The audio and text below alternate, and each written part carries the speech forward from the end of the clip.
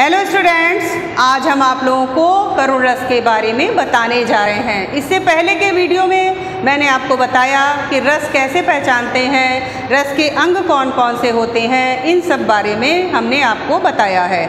आज हम चर्चा करेंगे करुण रस के बारे में। तो करुण रस को समझने के लिए सबसे पहले आपको याद करना होगा कि करुण रस का स्थायी भाव क्या है, शोक है।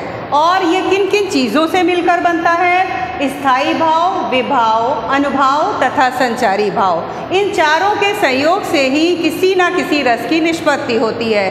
बच्चों, आपको हर रस रटने की आवश्यकता नहीं है। आप किसी भी रस को रटे नहीं, बल्कि हर रस का स्थायी भाव अगर आप याद कर लेंगे तो आपको कभी भी कठिनाई नहीं होगी। आप उसकी परिभाषा अपने आप बना सकते हैं, परिभाषा का निर्माण कर सकते हैं। तो हम सबसे पहले आपको परिभाषा बताएंगे कि शोक नामक स्थायी भाव, विभाव, अनुभाव तथा संचारी भाव के संयोग से करुण रस की निष्पत्ति होती है। इसकी दूसरी परिभाषा भी हम समझ सकते हैं कि किसी वस्तु के नष्ट हो जाने पर, मृत्यु की अवस्था में अथवा शोक की स्थिति में करुण रस की निष्पत्ति होती है। क्लियर हो गया होगा? दोनों परिभाषा मैंने आपको बता दी। अब हम कुछ उदाहरण मैंने लिख रखे हैं, इनके माध्यम से आपको बताएंगे कि किस प्रकार से हम करुण रस को पहचानते हैं। परिभाषा आप समझ गए कि शोक स्थायी भाव है, यानी जहाँ दुख की स्थिति है वहाँ पर आपको करुण रस दिखाई देगा। इसी तरह से आप हास्य रस और वीर रस की भी परिभाषा बना सकते हैं, केवल आपको स्थायी भाव ध्यान में रखना है। चलिए बात करते हैं उदाहरण की। पहला उदाहरण मैंने लिया है, शोक विकल सब रोवहि रानी, रूप सील गुण तेज बखानी।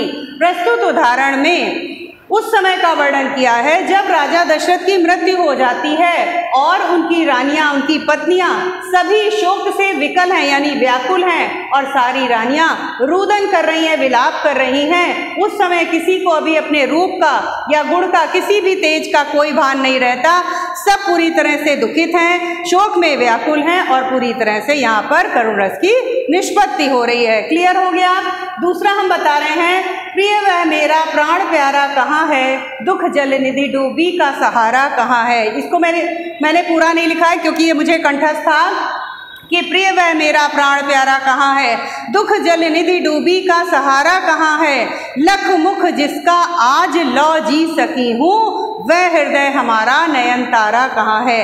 यहाँ पे माता के हृदय में भाव उठ रहे हैं, वह वर्णन कर रही है पुत्र के वियोग का कि वह मेरा प्राणों से प्रिय पुत्र कहाँ है, कहाँ है, दुख जल निधि डूबी का सहारा कहाँ है, दुख के सागर में मैं डूब गई हूँ, इस समय का मेरा एकमात्र सहारा मेरा पुत्र कहाँ है। लख मुख जिसका आज लौ जी सकी हूँ, लख माने देखना, जिसका मुख देखकर ही मैं आज तक जी सकी हूँ, वह मेरा नेत्रों का तारा कहाँ है। यहाँ माता के पुत्र के प्रति वियोग का, बिछुड़ने का, शोक का वर्णन है। ठीक है।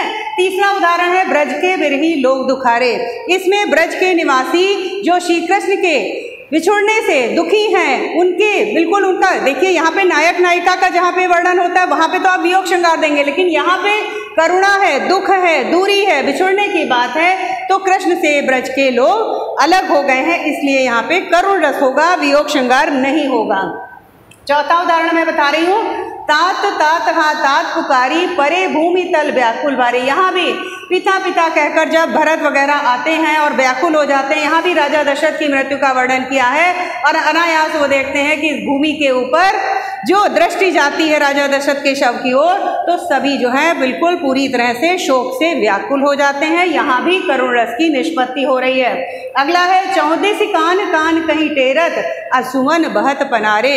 यहाँ भी कृष्ण के वियोग का वर्णन है कि सारे ब्रज के लोग किस प्रकार से दुखित हैं, आंसुओं से बिल्कुल भर जाते हैं, यानी आंखों से उनके निरंतर आंसू बहते रहते हैं। जिस प्रकार से पनारा बहता है जल का, उसी तरह उनकी आंखों से आंसू बह रहे, पूरी तरह से शोक में व्याकुल हैं ब्रज के लोग। अगला है छठा, मणि खोए भुजंग सी, जननी पटक रही थी शीश, अंधी आज बनाकर मुझको किया न्याय तुमने जगदीश। ये प्रसंग है बच्चों उस समय का जब श्रवण कुमार की हत्या हो जाती है तीर लगने से। उस समय उनके माता पिता अंधे हैं, शोक से व्याकुल हैं। उस समय श्रवण कुमार की माता के भाव हैं जिसको बता रहे हैं कि मणि खोए भुजंग सी, जिस प्रकार से किसी सर्प के मस्तक से मणि खो जाती है तो वो व्याकुल सा होता है, छटपटाता है। उस प्रकार से श्रवण कुमार की माता अपने सिर को पटक रही थी और अनायास उसके मुख से निकलता है कि हे ईश्वर, हे जगदीश, आपने बड़ा न्याय किया कि मैं अंधी रही, वरना अपने पुत्र का शव हम कैसे देख पाते। तो पूरी तरह से यहाँ पे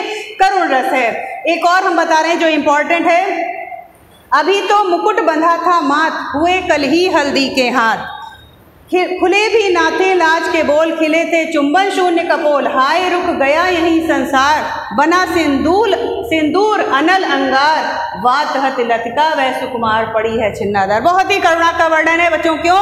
क्योंकि यहाँ पे एक नववधू के शोक में व्याकुल होने का वर्णन है कि नववधू है, नवविवाहिता है, लेकिन उसके पति की मृत्यु हो जाती है। नवविवाहित है लेकिन शोक का सामना करना पड़ता है। उसी का वर्णन किया है कि सिर पे मुकुट बंधा था विवाह का, हाथों में हल्दी लगी थी, हर प्रकार से नववधू का श्रृंगार भरा हुआ था, और सिंदूर जो उसकी मस्तक पे सुशोभित हो रहा था वो आज मानो शोक की अग्नि बन गया हो। और बात हत लतिका वह सुकुमार, यानी एक जिस प्रकार से पेड़ों से लता टूटकर निर्जीव हो जाती, मूर्छित हो जाती, इस प्रकार से नववधू के शोक का वर्णन किया है। तो मेरे विचार से इतने सारे उदाहरण मैंने दिए, आपको समझ में आ गया होगा।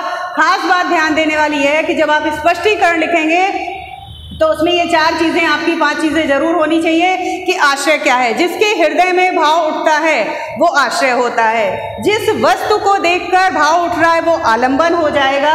जो वस्तु भाव को बढ़ा रही है, उद्दीप्त कर रही है, वो उद्दीपन हो जाता है। और संचारी भाव जो उस अवस्था को, उस रस को बढ़ाते हैं, संचारित करते हैं, वो संचारी भाव। और स्थायी भाव तो आप लिखेंगे ही शोक। ठीक है, जैसे मैं एक का सिंपल सा बता रही हूँ कि जैसे शोक विकल सब रोवे रानी, यहाँ पे राजा दशरथ आलंबन है, यानी उनके शव को देखकर सभी के हृदय में करुणा का भाव उठ रहा है। और आश्रय कौन हो जाएगा? रानियां, रानियों के हृदय में मतलब भाव उठ रहा है, रानी आश्रय हो गई, राजा दशरथ आलंबन हो गए। रुदन करना, विलाप करना, और जो उनका शोक से आंसू बह रहे हैं, ये सब उद्दीप्त कर रहे हैं भाव को। और जो यहाँ पे संचारी भाव क्या है, जो ये बढ़ रहे हैं भाव, ये सारे जो हैं ये भाव को संचारित कर रहे हैं। और बच्चों आप अनुभाव भी देंगे, यानी जो शोक के कारण व्यक्ति चेष्टा करने लगता है, जैसे बार बार पछाड़ खाकर गिरना, विलाप करना, ये सब अनुभाव हो जाएंगे। जो चेष्टाएं करता है वो अनुभाव हो जाएंगे। और बाकी हमने आपको सारी चीज़ें बताई।